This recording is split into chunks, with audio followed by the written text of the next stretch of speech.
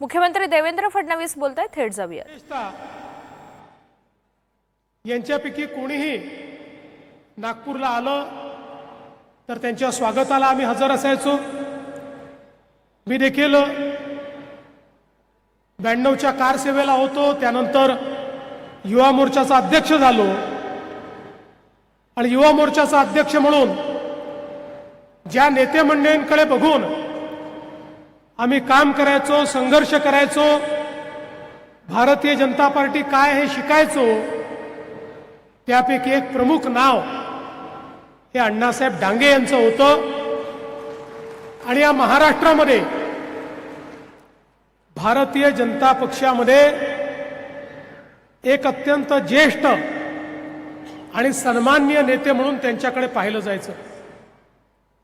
ज्यावेळी युतीचं सरकार आलं आणि एक ज्येष्ठ मंत्री म्हणून अण्णासाहेबांकडे जबाबदारी आली, खरं म्हणजे या आत्मचरित्रात देखील त्यांनी लिहिलंय, त्या संपूर्ण सरकारमध्ये अण्णासाहेबांचा मान फार मोठा होता। गोपीनाथरावजी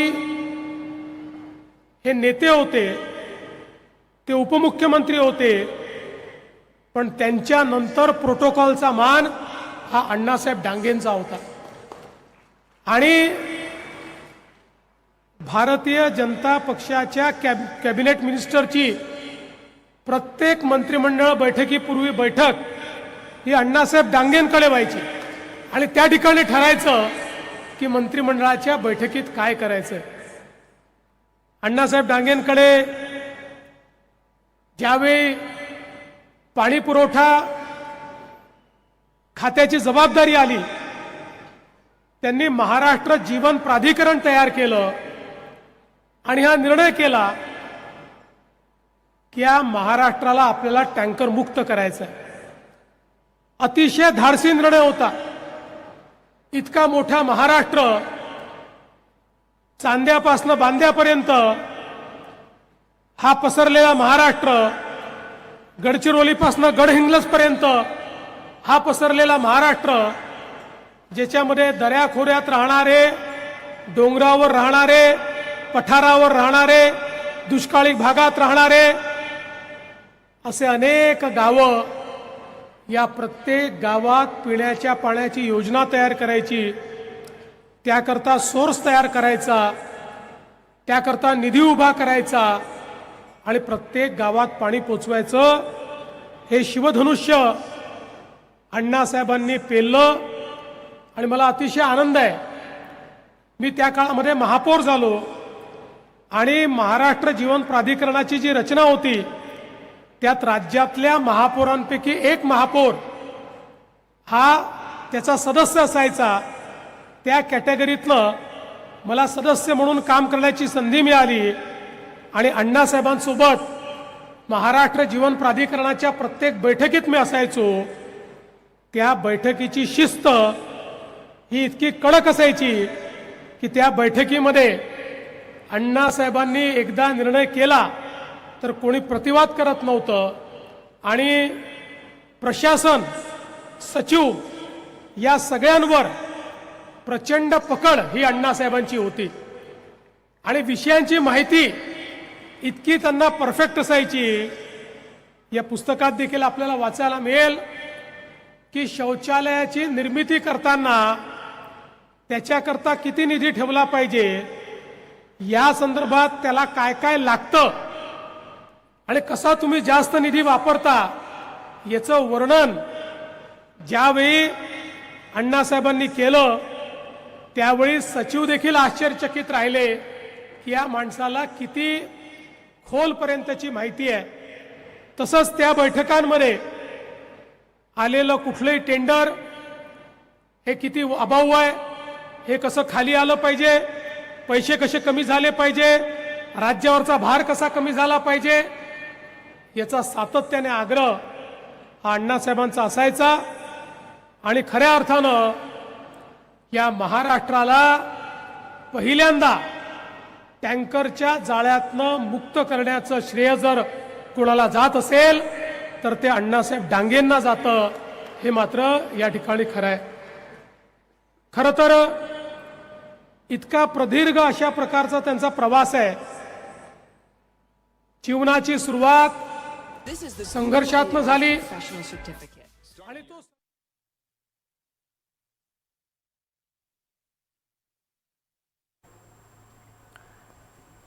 तर सध्या मुख्यमंत्री देवेंद्र फडणवीस सांगलीमध्ये बोलत आहेत. अण्णासाहेब डांगे यांच्या आम्रवृक्ष या आत्मचरित्राचं प्रकाशन होत आहे. काही वेळातच त्यांचा सत्कार देखील होणार आहे आणि याच खास कार्यक्रमाच्या निमित्तानं मुख्यमंत्री देवेंद्र फडणवीस यांची उपस्थिती आहे. आजवरचा अण्णासाहेब डांगे यांचा प्रवास आणि त्यांच्या कार्यातील नेमक्या काय काय वैशिष्ट्य होती हे त्यांनी आवर्जून सांगितलेलं आहे.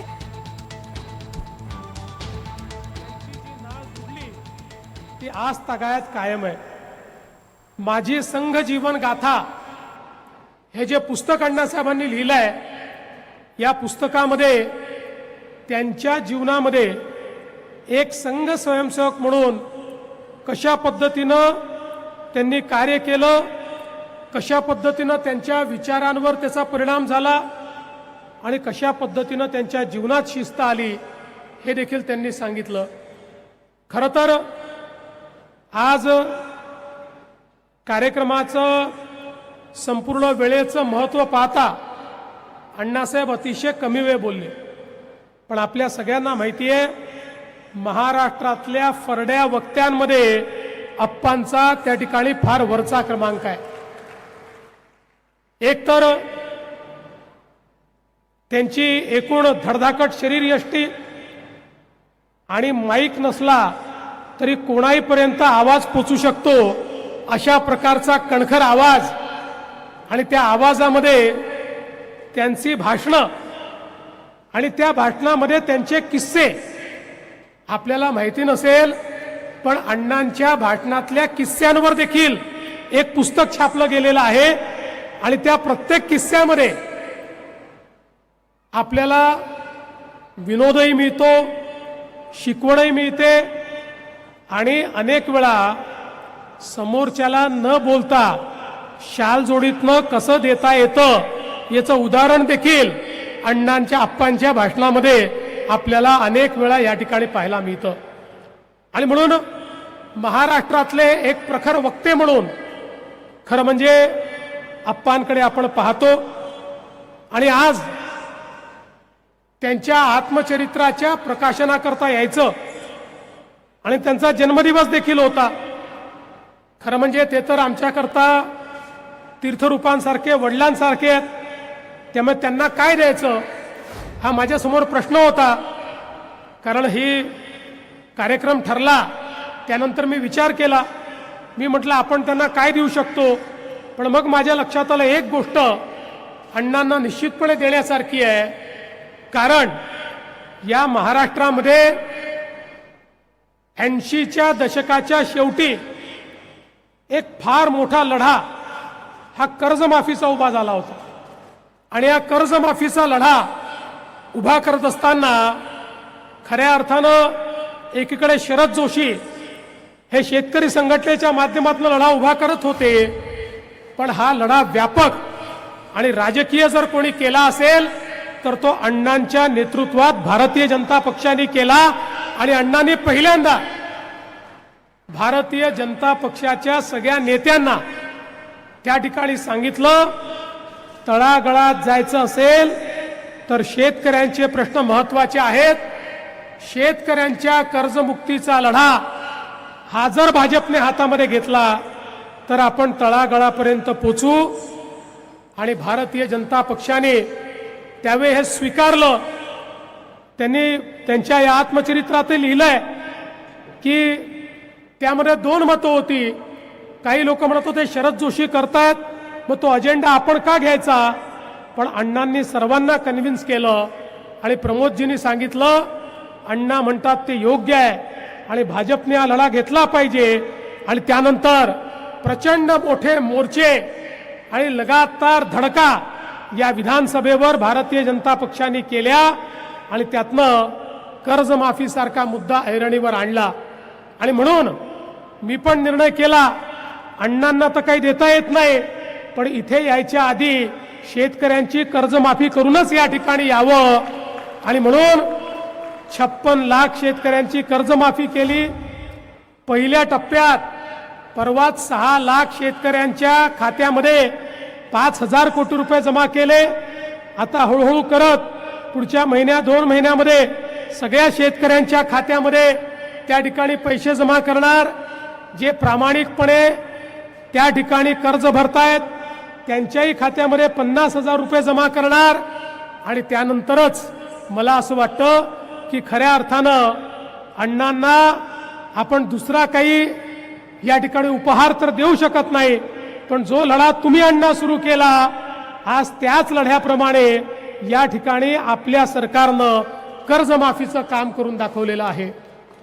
आपल्याला दुसरं मी सांगू इच्छितो, खरं म्हणजे या देशामध्ये छत्रपती शिवरायांनंतर छत्रपती संभाजी महाराजांनंतर खऱ्या अर्थानं मराठी साम्राज्य जे आहे, मराठ्यांचं जे साम्राज्य आहे, हिंदवी स्वराज्य आहे, या हिंदवी स्वराज्याला विस्तारित करण्याचं काम, ते स्थिरावण्याचं काम आणि अखिल हिंदुस्थानामध्ये ज्यावेळेस मोगलांनी हिंदूंच्या आराध्य दैवतांना मोडलं होतं, त्या पूर्व पश्चिम उत्तर दक्षिण सगळ्या भारतामध्ये त्या सगळ्या देवालयांचं घाटांचं निर्माण करण्याचं कार्य जर कोणी केलं असेल तर ते पुण्यश्लोक अहिल्यादेवी होळकर यांनी केलं।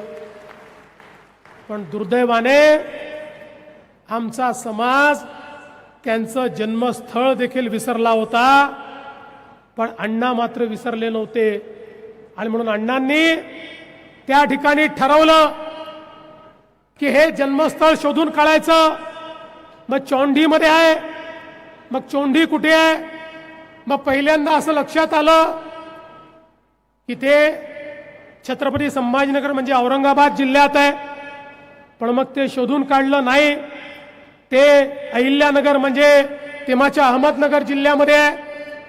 आणि शेवटी अण्णांनी ते स्थळ केवळ शोधलं नाही तर त्या ठिकाणी पहिल्यांदा त्या स्थळाचा विकास करण्याची सुरुवात ही जर कोणी केली असेल तर ती अण्णासाहेब डांगेंनी त्या ठिकाणी केली आणि मला अतिशय आनंद आहे।